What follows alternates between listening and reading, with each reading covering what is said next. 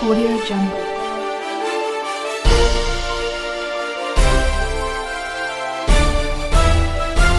Audio Jungle.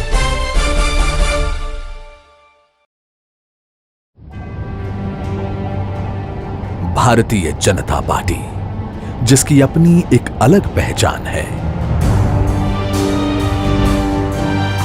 ये केवल एक राजनीतिक दल नहीं, एक आंदोलन है। विचारधारा जिसका प्राण है, जिसके सिद्धांतों में निष्ठा है, जो भारतीय संस्कृति के गौरवशाली अतीत से प्रेरणा लेते हुए मां भारती को परम वैभव की ओर ले जाने को संकल्पबद्ध है। भाजपा एक आंदोलन।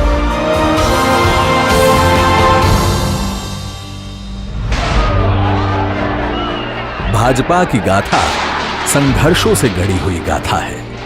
ये गाथा है अनगिनत देशभक्तों की, लाखों करोड़ों कार्यकर्ताओं की और ऐसी विभूतियों की जिन्होंने अपने अटूट विश्वास और अथक परिश्रम से इतिहास की धारा को मोड़ दिया, देश की राजनीति को नई दिशा दी, राष्ट्र प्रेम और देशभक्ति की अलख जगाई। स्वतंत्रता के पश्चात जब नेहरू लियाकत पैक्ट पर हस्ताक्षर हुए, तब तत्कालीन प्रधानमंत्री नेहरू ने पाकिस्तान में रह गए हिंदुओं की जिम्मेदारी से मुंह मोड़ लिया। तब से उद्वेलित होकर डॉक्टर श्री श्यामा प्रसाद मुखर्जी ने नेहरू मंत्रिमंडल से त्यागपत्र दे दिया। नेहरू के पाश्चात्य प्रेम से ऐसी नीतियां बनने लगी जिनमें भारतीय संस्कृति सुरक्षित नहीं रह सकती थी। कांग्रेस गांधीवाद को विस्मित कर नेहरूवाद के रास्ते पर चलने लगी। डॉक्टर मुखर्जी और कई अन्य राष्ट्रवादी नेताओं ने इस खतरे को भांप लिया। एक नए राजनीतिक दल की आवश्यकता महसूस की जाने लगी और इस तरह 1951 को स्थापित हुआ भारतीय जनसंघ। जनसंघ की ओर से मार्च 1953 में कश्मीर के पूर्ण विलय के लिए दिल्ली में सत्याग्रह आरंभ किया गया।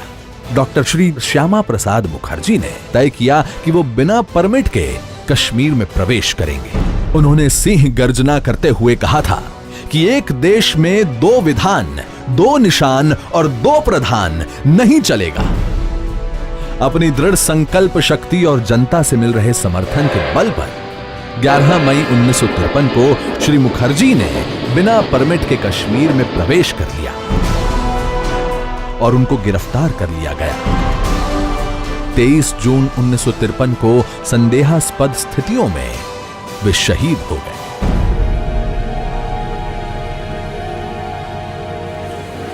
देश में शोक की लहर दौड़ गई।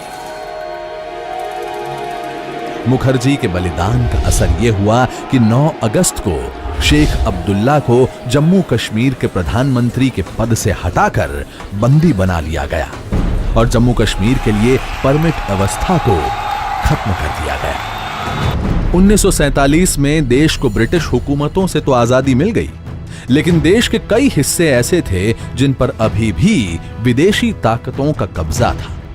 इन क्षेत्रों की मुक्ति के लिए पार्टी ने गोवा मुक्ति आंदोलन चलाया, पौंडीचेरी दादर हवेली की स्वतंत्रता के लिए अभियान चलाया, पश्चिम बंगाल के बेरुबारी को पाकिस्तान के हाथों में सौंपने का तीव्र विरोध किया, कच्छ समझौते के विरुद्ध आंदोलन किया और गौ हत्या के विरुद्ध अभियान चलाया।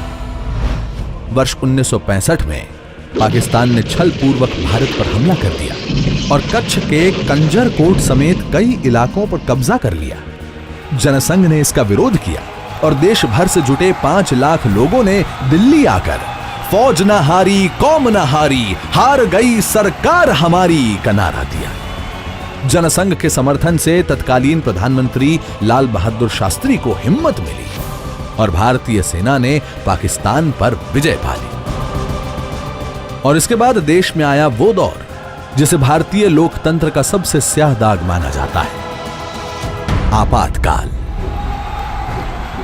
आपातकाल के दौरान तमाम बड़े विपक्षी नेताओं को जेल में डाल दिया गया और उन्हें यातनाएं दी गई। राष्ट्रीय स्वयंसेवक संघ पर भी प्रतिबंध लगा दिया गया। जनसंघ के हजारों कार्यकर्ताओं ने अग्रिम पंक्ति में खड़े होकर आपातकाल के दंश को झेला और 1977 के चुनाव में जनता पार्टी के नेतृत्व में देश को नई सरकार मिली। पर भारतीय राजनीति का यह पहल प्रयोग ज्यादा दिन नहीं चल पाया और आपसी लड़ाई व कांग्रेस के षड्यंत्रों के कारण सरकार गिर गई और 6 अप्रैल 1980 को जनता पार्टी से अलग होकर भारतीय जनता पार्टी का गठन हुआ। 1987 में देश में राजीव गांधी की सरकार थी। बोफोर्स मामले में उनकी सरकार पर भ्रष्टाचार के आरोप लगे और शाहबानो केस ने उनकी अल्पसंख्यक वोट बैंक की राजनीति का पर्दाफाश कर दिया। 25 सितंबर 1989 को पंडित दीनदयाल उपाध्याय की जयंती के मौके पर श्री लाल कृष्ण आडवाणी ने गुजरात के सोमनाथ से राम रथ यात्रा शुरू की। देश के जिस भी भाग से ये यात्रा निकली, इसे अपार जन समर्थन मिला। इस यात्रा ने न केवल भारतीय जनता पार्टी की राजनीति को बदल कर रख दिया, बल्कि देश के भविष्य को भी एक नई राह दी।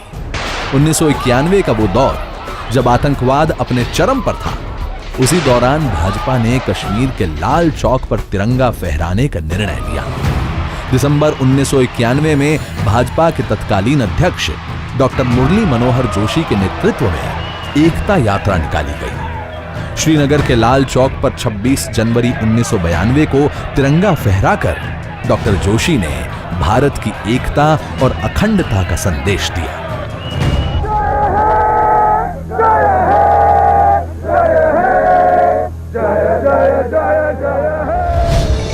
वर्ष 1996, 1998 और 1999 में 3 लोकसभा चुनाव हुए, जिसमें भाजपा सबसे बड़ी पार्टी बनकर उभरी और श्री अटल बिहारी वाजपेयी ने देश को सफल नेतृत्व दिया।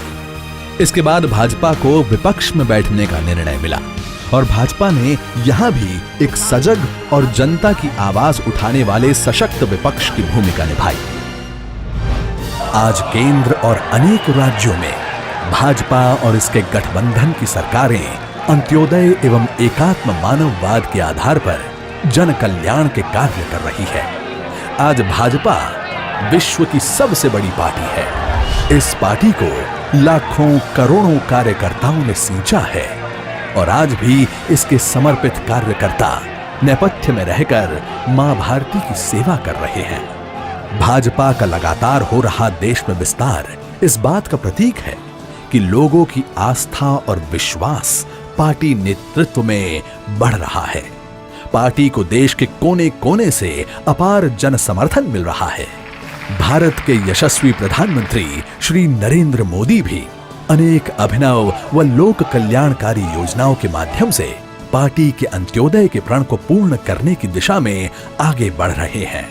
मौजूदा सरकार की ओर से सबका साथ, सबका विकास के मंत्र पर सफलतापूर्वक काम हो रहा है। देश की जनता से पार्टी को मिल रहा अपार जन समर्थन भी एक तरह का आंदोलन ही है। एक ऐसा आंदोलन जिसमें पार्टी का प्रत्येक कार्यकर्ता न्यू इंडिया के स्वप्न को पूरा करने के लिए संकल्पबद्ध है।